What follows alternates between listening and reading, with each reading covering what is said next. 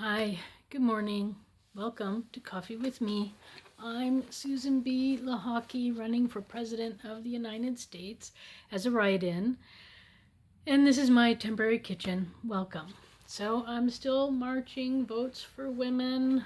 So yeah, if you're a woman and you really want somebody pro-woman, I'm your woman. And if you're a man and you're tired of knowing that there's all these problems out there for women and you want to see real change, I'm your candidate. I'm your woman. So please, Susan B Lochocki, write me in. There are some states where it will be counted and other states where it won't be counted, but it will be then a protest vote. And who knows? If I get enough people voting for me, we might have to have a different election. So it's Susan B Lochocki, and Lochocki is spelled Lochocki. All right. So with that said, it is Monday, Memory Monday, the 30th of August. And it's probably going to be a long one, so get your coffee or water or whatever it is you want. I'm drinking out of my Votes for Women cup. A friend of mine in South Central LA gave me this, and I just want to mention this. I realized it. I was looking at some real estate, and I'm in South Central New York State, so very funny. So I'm also in South Central New York. Yeah. All right. So,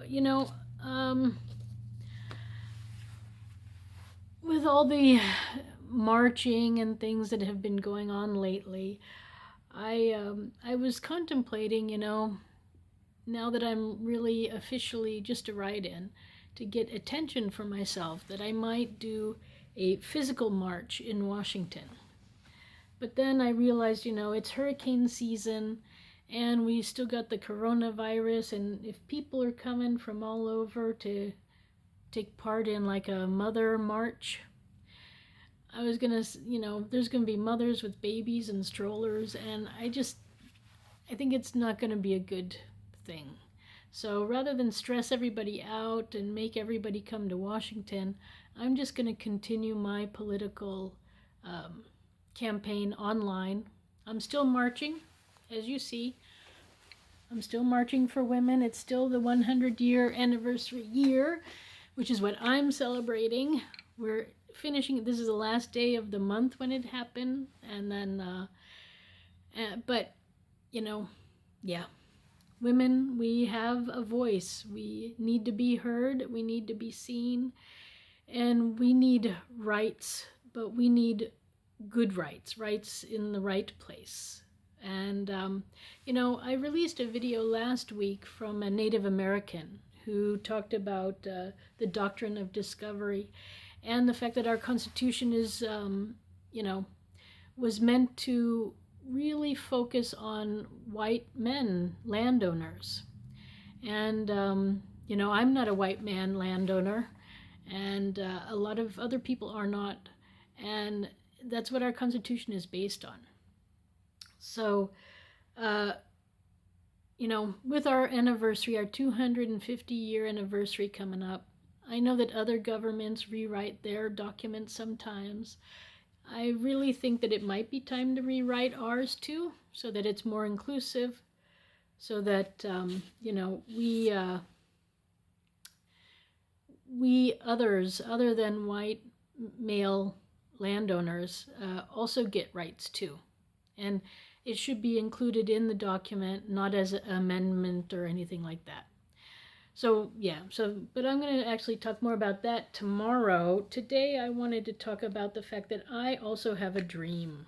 I mean, that's one of them, is rewriting our documents. But, yeah, I have a dream. I have a dream that we will get rid of crime.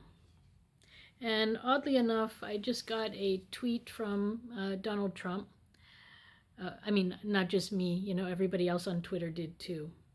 And he said, the only way you will stop the violence in high crime Democrat run cities is through strength. And I wrote back, you are wrong. The only way to stop crime is to give people what they need. Give them respect and a good quality of life. Then you won't have crime, any crime, and treat them like shit, and you'll get lots of crime. It's up to you, Mr. President. You can do it now, or I'll do it in 2021. So yeah, that is my response to using strength, is give the people what they need, and then you don't need strength. Then you won't have crime. And that is my dream. And my steps to getting there, I have a 2-step program. First, we need to give people what they need. And since, you know, we're at this stage in the coronavirus where, you know, we're printing money right and left, I think we have a lot of variables coming into play. And, you know, we have the advent of robots. So we really have this issue of, you know, what jobs are going to be left after everything, after we put robots into place. And how much do human beings need to work, and how much, you know, yeah. So I think if we're thinking, I should tell you the memory. No, let's continue on this. So if we want to create a world, well, if we can print money so easily, then we may as well just keep printing it and give people that good quality of life that I just told you about from my Twitter tweet. Because that will solve a lot of issues. If people have the things that they need, if they have, I mean, I released my human rights list again last week.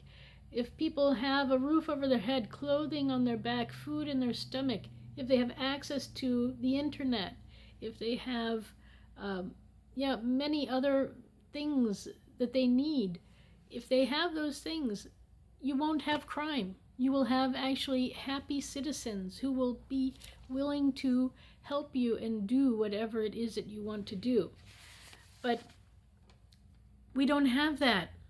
We don't have people with a roof even over their head. We still have homeless.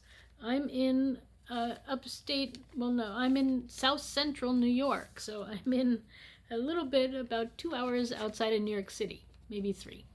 And here, there are homeless, you know, there are people living on the streets, and this is just unacceptable.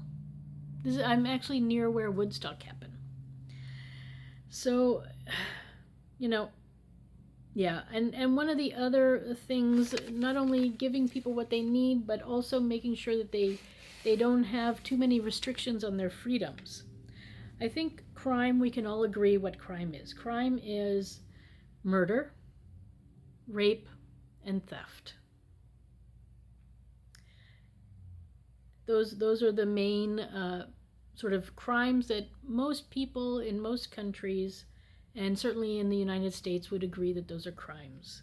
So if people had everything that they needed, they wouldn't have to rape, they wouldn't have to murder, and they wouldn't have to steal, to be a thief, right? So this is my dream, and to get there, we need to start printing money now and putting it into the hands of the people who need it. Here where I am, I'm in Liberty, New York. There are plenty of homes that are empty. There are motels that are empty. People could be moved in and living there, and then a society could grow. But right now, they're going derelict because nobody's taking care of them. So people could be moved in, they could be shown how to take care of their homes, and they could take care of them and live there and be happy. They can eventually, in a couple of months, maybe start socializing and meeting people, and then maybe relationships can form and love can happen. With that said, one of the major issues I think that we have in our society that is not working and causing a lot of grief is the fact that we seem to be of this belief that marriage is like a permanent thing. And I think it is important when you're having children, but otherwise, to be married or not to be married, I don't think that's important. Once you're an adult, you can make your own decisions. But if you're in childbearing years as a woman, you might want to be married, or the other option is my plan for mother's pay. If women are paid when they are sexually active, and if a child comes, you know what? We might not have to have as many abortions. We will still have to have abortions. I'm going to talk about that tomorrow in my talks. We will have less abortions, probably. We will still have abortions because some are because of the women's health. Some are because, the egg has planted itself in the fallopian tube. But I'm going to go over all of that tomorrow. But we would have even less of those. So, if you're a Christian, you should be voting for me too, because I'm going to bring the change you want to see. I'm going to help you to become that mom or dad, and to have a good quality of life, and to give your child a good education. These are all my things on my plan. This is not what Donald Trump is promising. His plan is, to go back to what was before. Okay, the one thing that's different now in his new Republican Party is that they're not promoting going to war, which, I am grateful for that he's toned down the whole military thing completely. So that is good. But it's not the solution. He's still for everybody getting back to work, where, that means moms having to work maybe 2 or 3 jobs just to make ends meet so that she can put food in the mouth of her child. Last week I talked exactly about a family I met at the local Pizza Hut, and I bought them their dinner because they didn't have money. So,